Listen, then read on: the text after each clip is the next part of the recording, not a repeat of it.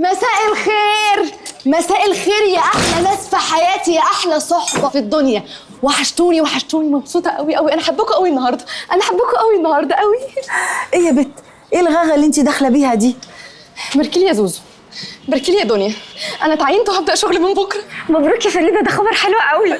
الف مبروك يا حبيبتي. بس يعني هو عينك على طول كده؟ ده قمر، ده احلى حاجه انا شفتها في حياتي.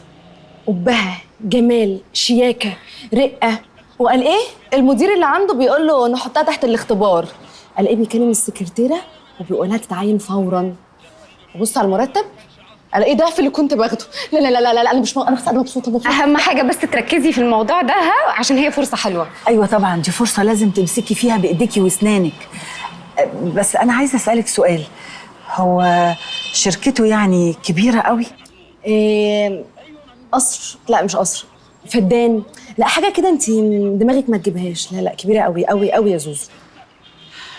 انا الراجل ده من ساعه ما شفته وانا مستغرباه قوي. امال لو شفتيه بقى وسط موظفينه هتقولي ايه؟ مستغربه ليه يا زوزو؟ اصل يعني معقوله واحد عنده كل ده وبالمكانه بتاعته دي، وبص الاقيه جاي هو بنفسه لحد هنا عشان يشتري شقه زي دي؟ مش غريبه دي يا بنات؟ عندك حق، حاجه غريبه. انا مش شايفه حاجه غريبه غير جماله بصراحه.